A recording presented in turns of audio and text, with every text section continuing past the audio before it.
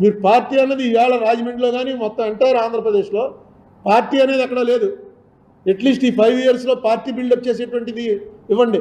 Next స్పోక్స్మెన్లు పెట్టండి, స్పోక్స్మెన్లు పెట్టి training ఇవ్వండి. వాళ్ళు వచ్చి ఏం మాట్లాడుతున్నారు? బూతులా? లోక్సభ మన ఇక్కడ శాసనసభలోనూ బూతులే మాట్లాడుకుంటారు, ప్రెస్ మీట్లోనూ బూతులే మాట్లాడుకుంటారు. ఏం గౌరవంగా మాట్లాడుకోండి. ఇది ఏమన్నా సరిహద్దు గొడవలా?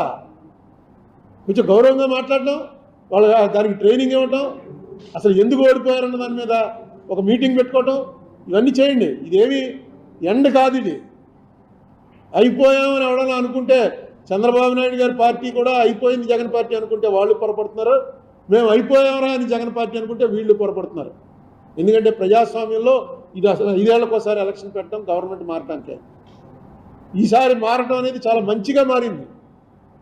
ఎందుకు కారణం ఏంటంటే అక్కడ బీజేపీ అనేటువంటి కేంద్రం ఏదైతే మన సవత్తల్లి ప్రేమ చూపిస్తుందో కరెక్ట్గా కంట్రోల్ చేయడానికి డెఫినెట్గా జగన్ కన్నా చంద్రబాబు నాయుడు గారు బెటరు వచ్చాడు. దీని మీద పెద్ద నిరుత్సాహపడిపోకల. ఇంకా అటాక్లు జరుగుతున్నాయి. లీగల్గా వెళ్ళండి. లీగల్గా ఎక్కడైతే కొడుతున్నారో అన్ని వీడియోలన్నీ టీవీలో చూపించడం కాదు, కోర్టులో పెట్టండి. కోర్టులు ఉన్నాయి, ఇంకా కోర్టులో న్యాయం జరుగుతుంది ఖచ్చితంగా. అప్పుడు ఆగుతాయి అక్కడ. ఈ వెళ్ళి వచ్చి రోడ్డు మీద కొడుతున్న వాళ్ళని చంద్రబాబు నాయుడు ఏం పంపడం, ఆ రోడ్డు మీద తన్నులు తింటున్న వాళ్ళందరినీ జగన్మోహన్ రెడ్డి పంపిన వాళ్ళు కాదు. ఎక్కడెక్కడ ఏ గొడవలు చెప్తే నిన్న ఆ పార్టీలో ఉన్నవాడు ఈ పార్టీలోకి వచ్చాడు, ఈ పార్టీలో ఉన్నవాడు ఆ పార్టీలోకి వెళ్తున్నాడు. సో మీరు పార్టీ అంటూ బలంగా ఉన్నప్పుడు ఇవన్నీ కూడా ఆటోమేటిక్గా సర్దుమణుగుతాయి. ఎప్పుడైతే పార్టీ బలంగా లేదో అటాకులు జరుగుతూ ఉంటాయి. ఎందుకంటే ఆ స్థాయికి తీసుకొచ్చేసారు రాజకీయాలు.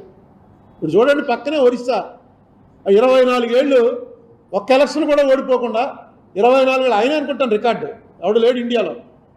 నవీన్ పట్నాయక్ ఆ మాజీ అని చిన్న కుర్రాడు సీఎం అయ్యాడు, వెళ్ళాడు దానికి. ఆ వీడియోలు చూస్తే నిజంగా అలా ఉండాలి. వెళ్ళగానే మొత్తం సీఎంతో సహా అందరూ లేచి నిలబడ్డారు. ఆయనే సీఎం మళ్ళీ పదవి స్వీకారం చేస్తున్నట్టు వచ్చినట్టు వెళ్ళాడు, కూర్చున్నాడు. మోడీ ఆయన దగ్గరికి వెళ్ళి నమస్కారం పెట్టాడు. గౌరవం ఉండాలి కదా. 24 ఏళ్ళు ముఖ్యమంత్రి చేశాడు, పోయింది ఎలక్షన్. ఏంటి పోతే అయిపోయినట్టేనా? ఒక ఎలక్షన్ ఓడిపోతే అయిపోయినట్టే. చంద్రబాబు నాయుడు పదవి స్వీకారం జగన్మోహన్ రెడ్డి రాడు, జగన్మోహన్ రెడ్డికి చంద్రబాబు రాడు. ఏంటో అర్థం అవట్లేదు. అక్కడేమో మోడీ పదవి స్వీకారానికి కాంగ్రెస్ వాళ్ళు వెళ్ళరు. మీరు ఎవరో శత్రువులా?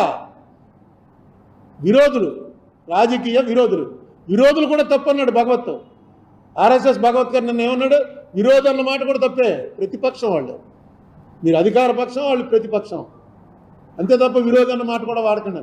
విరోధని ఆయన వాడాడు. ఎవరు? వాజ్పేయి గారు. మనం విరోధులమే కానీ శత్రువులం కాదని ఆయన ఒకసారి చెప్పాడు. ఈయన అంతకన్నా మంచి మాట చెప్పాడు. నిజంగా అంతే కదా. ఏముంది ఎలక్షన్ డబ్బులు, నేను అనుకోవడం డబ్బుల వల్ల అంత పెరిగిపోతుంది. ఇప్పుడు 175 స్థానానికి మినిమం 50 కోట్లు ఖర్చు అయింటుందిగా 2 పార్టీల వాళ్ళకి కలిపి. ఏమైనా తక్కువ అవుతుందా? యావరేజ్ ఇంకా ఎక్కువైంది తెలుసు నాకు. 50 కోట్లు అంటే ఎంత అయింది? 17,500 కోట్లలో సగం. 8,750 కోట్లు.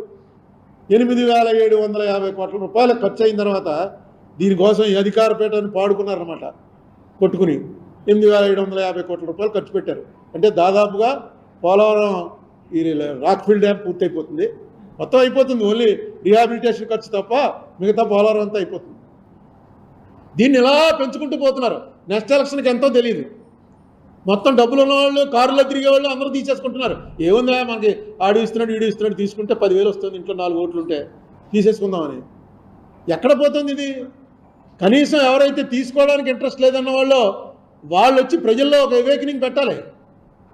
ప్రజల్లో అవేకనింగ్ పెట్టకపోతే ఇది ఇలా ఈ పాట పాడుకుని 8,750 కోట్ల రూపాయలకి రాష్ట్రం పాడుకున్న తర్వాత ఈ రాష్ట్రంలో వ్యాపారం చేస్తారా, జనం కోసం చేస్తారా?